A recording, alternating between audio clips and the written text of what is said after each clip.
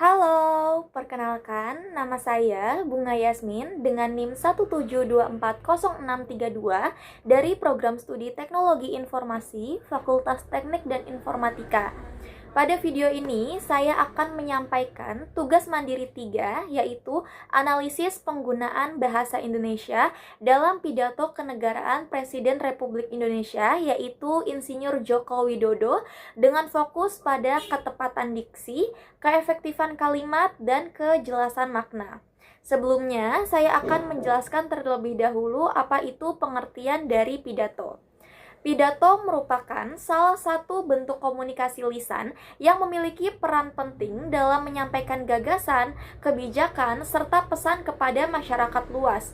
Dalam konteks kenegaraan, penggunaan bahasa Indonesia yang baik dan benar menjadi sangat penting karena pidato bersifat resmi dan menjadi rujukan publik. Bahasa yang digunakan tidak hanya harus komunikatif, tetapi juga harus sesuai dengan kaidah kebahasaan agar pesan yang disampaikan tidak menimbulkan kesalahpahaman.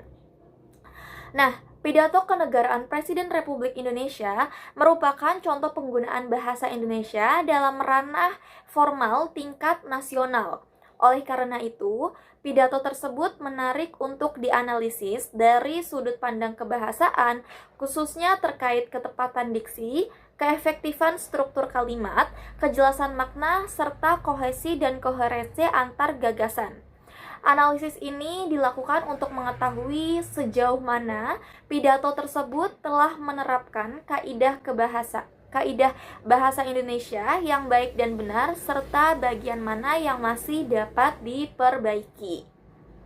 Objek analisis dalam tugas ini adalah video kenegaraan Presiden Republik Indonesia Insinyur Joko Widodo yang disampaikan pada sidang tahunan MPR DPR RI dalam rangka hari ulang tahun ke-78 kemerdekaan Republik Indonesia. Video pidato tersebut berdurasi kurang lebih 16 menit dan diunggah melalui platform YouTube. Pidato ini dipilih karena bersifat resmi, disampaikan secara nasional, serta menggunakan ragam bahasa formal yang sesuai untuk dianalisis berdasarkan kaidah bahasa Indonesia. Selain itu, pidato ini memuat berbagai bentuk penggunaan bahasa, mulai dari kalimat efektif, frasa abstrak, hingga gaya bahasa persuasif yang relevan untuk dikaji secara kebahasaan. Dalam pidato ini, Presiden Joko Widodo secara umum menggunakan diksi yang formal dan baku.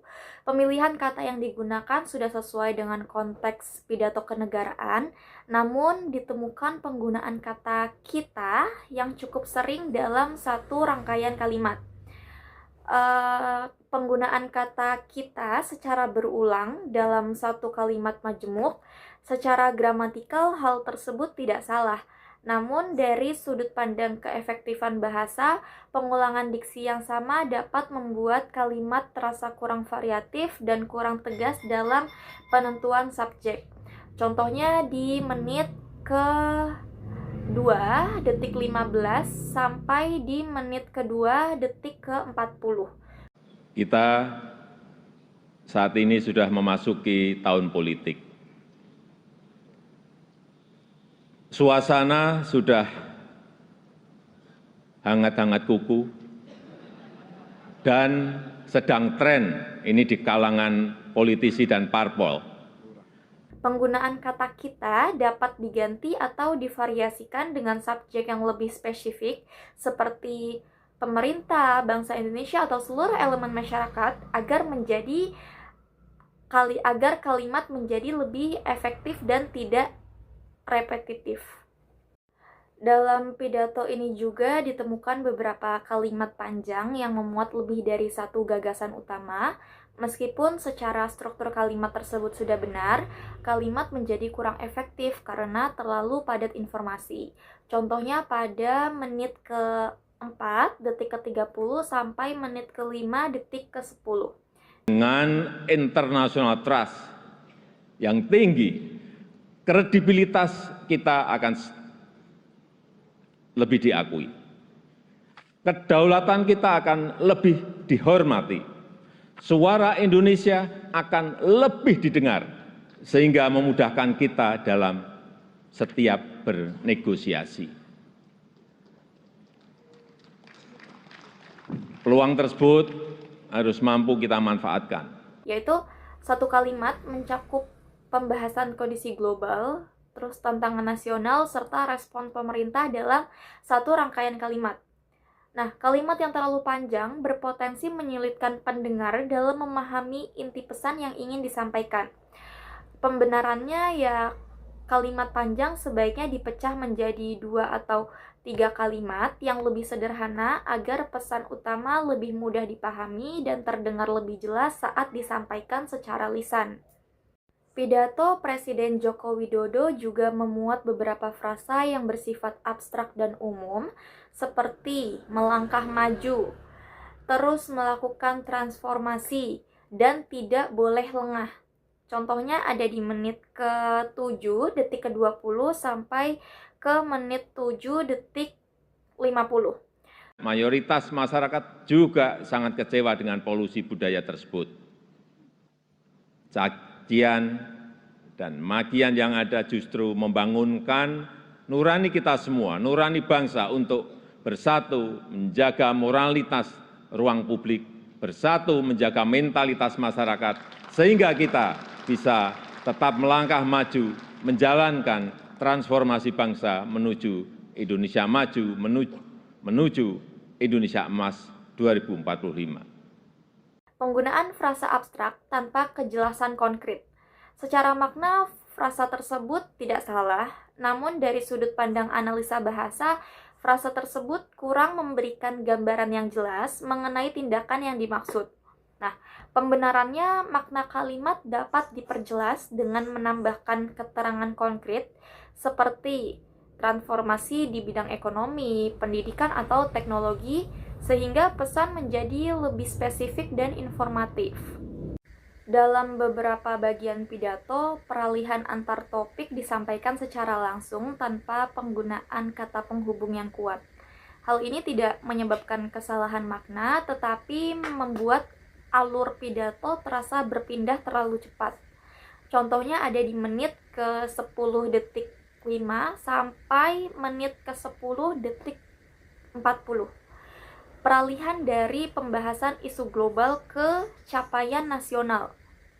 Pembenarannya, penambahan kata atau frasa penghubung seperti selain tantangan global tersebut atau dalam konteks nasional, itu dapat membantu memperkuat hubungan antar gagasan sehingga alur pidato menjadi lebih runtut.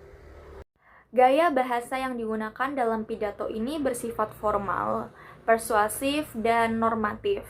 Penggunaan gaya bahasa tersebut sesuai dengan konteks pidato kenegaraan, namun sebagian kalimat masih bersifat umum dan normatif sehingga kurang memberikan tekanan makna yang kuat. Contohnya ada di menit ke-14 detik 30 sampai menit 15 detik 20. Kalimat penutup yang bersifat ajakan dan normatif. Nah, pembenarannya kalimat penutup dapat diperkuat dengan penegasan yang lebih spesifik agar pesan lebih berkesan dan mudah diingat oleh pendengar. Secara keseluruhan, pidato ini telah memenuhi kaidah bahasa Indonesia yang baik dan benar, penggunaan ejaan, struktur kalimat, serta pilihan kata sebagian besar telah sesuai dengan Pedoman Umum Ejaan Bahasa Indonesia atau UEBI. Kesalahan yang ditemukan bukan merupakan kesalahan fatal, melainkan lebih pada aspek keefektifan dan kejelasan bahasa. Nah, berdasarkan hasil analisis, dapat disimpulkan bahwa pidato kenegaraan Presiden Republik Indonesia Insinyur Joko Widodo secara umum telah menggunakan bahasa Indonesia yang sesuai dengan kaidah kebahasaan. Meskipun demikian, masih terdapat beberapa aspek yang dapat diperbaiki, terutama pada keefektifan diksi, panjang kalimat, kejelasan makna, serta penggunaan transisi antar gagasan. Melalui analisis ini dapat diketahui bahwa penerapan kaidah bahasa Indonesia secara tepat sangat penting agar pesan dalam pidato kenegaraan dapat disampaikan secara jelas, efektif, dan mudah dipahami oleh pendengar, oleh masyarakat. Demikian analisis penggunaan bahasa Indonesia dalam pidato kenegaraan Presiden Republik Indonesia Insinyur Joko Widodo yang dapat saya sampaikan. Semoga analisis ini dapat menambah pemahaman mengenai pentingnya penggunaan bahasa Indonesia yang efektif dan sesuai kaidah dalam konteks resmi. Terima kasih atas perhatiannya.